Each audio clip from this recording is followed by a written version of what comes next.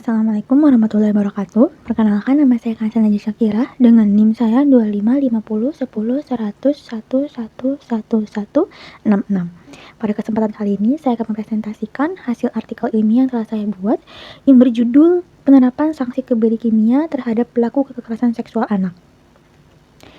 Jadi, kekerasan seksual adalah tindakan yang merendahkan, menghina, melecehkan, atau menyerang tubuh, fungsi reproduksi, dan seksualitas seseorang tanpa adanya perizinan.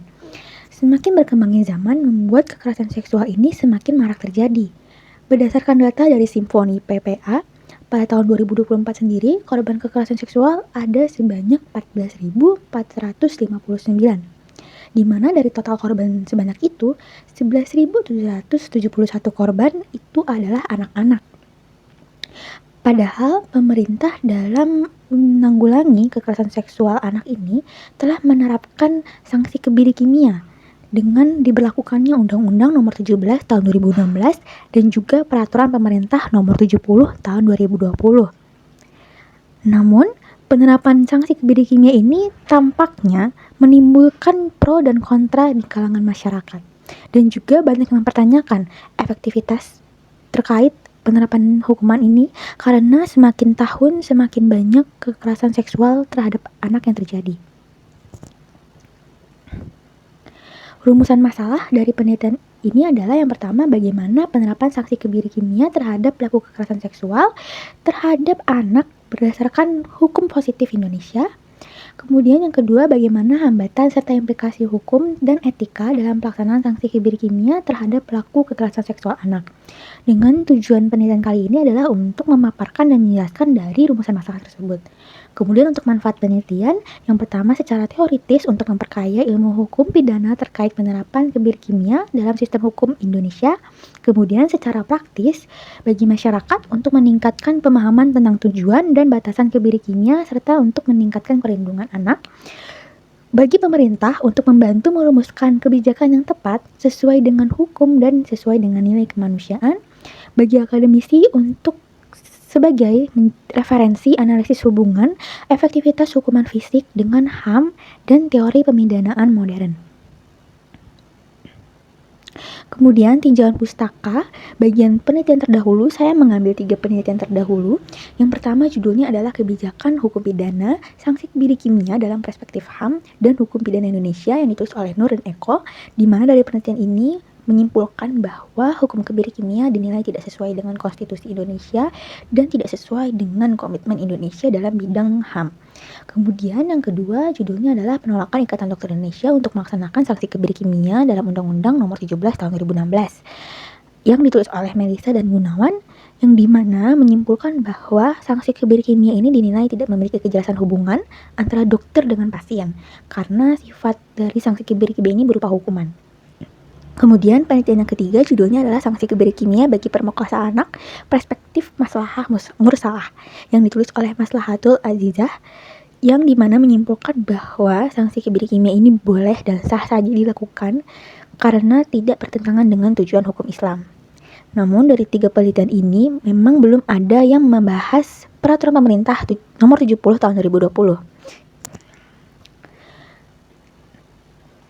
Kemudian, landasan teori, kebiri kimia merupakan suatu prosedur medis untuk menghilangkan fungsi testis pada pria melalui pemberian obat-obatan kimia tertentu yang menghilangkan yang menurunkan kadar hormon testosteron sehingga berdampak pada penurunan libido, dorongan seksual, serta kemampuan untuk melakukan aktivitas seksual. Kekerasan seksual merupakan tindakan atau perilaku yang bersifat seksual yang dilakukan tanpa persetujuan izin dari seseorang menjadi korban. Undang-Undang Nomor 17 Tahun 2016 adalah undang-undang yang menetapkan Perpu Nomor 1 Tahun 2016 menjadi undang-undang yang memuat perubahan kedua atas Undang-Undang Nomor 23 Tahun 2002 tentang perlindungan anak, yang dimana undang-undang ini memberikan pidana pemberatan tambahan seperti kebiri kimia, pemasangan alat pendeteksi elektronik, dan rehabilitasi pelaku. Kemudian Peraturan Pemerintah Nomor 70 Tahun 2020 ini adalah peraturan yang mengatur secara rinci mengenai tata cara pelaksanaan hukum dari Undang-Undang Nomor 17 Tahun 2016. Metode penelitian yang saya pakai untuk artikel ilmiah ini adalah penelitian kualitatif karena Penelitian kualitatif ini bertujuan untuk mengeksplorasi dan memahami makna yang berasal dari masalah sosial atau dari fenomena kemanusiaan yang terjadi. Untuk teknik pengumpulan data, saya menggunakan studi literatur, yang dimana artinya pengumpulan data dilakukan dengan membaca, mencatat, dan mengolah untuk dijadikan bahan penelitian.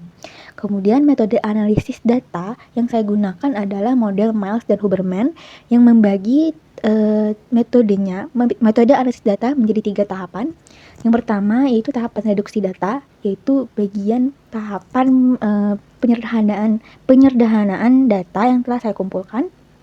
Kemudian yang tahap kedua adalah penyajian data yang disajikan di dalam artikel ilmiah, dan juga yang ketiga penarikan kesimpulan, di mana tahap ini dituangkan dalam bagian kesimpulan. Untuk sumber data ada 2, dibagi menjadi 2, ada primer dan sekunder.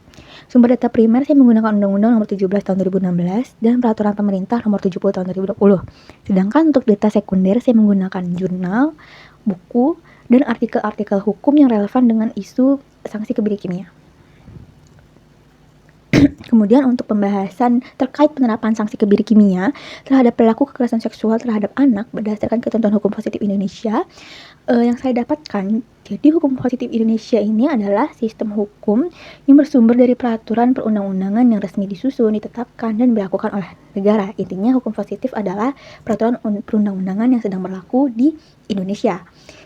Jadi, sanksi kebiri kimia sendiri sudah tercantum jelas peraturannya dalam Undang-Undang Nomor 17 Tahun 2016, dan juga pelaksanaannya sudah diatur dalam Peraturan Pemerintah Nomor 70 Tahun 2020 tentang tata cara pelaksanaan tindakan kebiri kimia, pemasangan alat pendeteksi elektronik, rehabilitasi, dan pengumuman identitas pelaku kekerasan seksual terhadap anak. Artinya, sanksi kebiri kimia dianggap sebagai bentuk pemidanaan yang sah karena telah memiliki dasar hukum yang jelas sesuai dengan ketentuan hukum positif Indonesia. Kemudian pembahasan terkait hambatan dan implikasi hukum serta etika dalam pelaksanaan sanksi kebiri kimia terhadap pelaku kekerasan seksual terhadap anak. Pada kenyataannya memang hambatannya adalah banyaknya yang menolak dari perspektif medis dan HAM. Dari perspektif medis sendiri, Ikatan Dokter Indonesia sudah menolak keras sanksi kebiri kimia karena tidak sesuai dengan etika kedokteran. Kemudian dari perspektif HAM, banyak ahli yang sudah menyatakan bahwa sanksi kebiri kimia ini tergolong hukuman yang keji dan tidak manusiawi karena sudah menghilangkan fungsi reproduksi dari seseorang, seperti itu.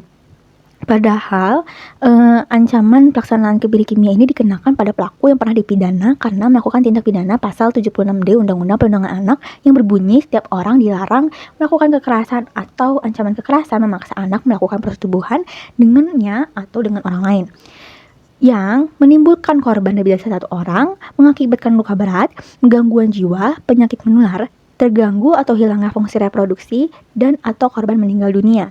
Jadi, kebiri kimia ini akan dikenakan sebagai hukuman tambahan kepada pelaku yang sudah melakukan tindak pidana pasal 76D Undang-Undang Perlindungan Anak dengan syarat-syarat yang telah disebutkan tadi.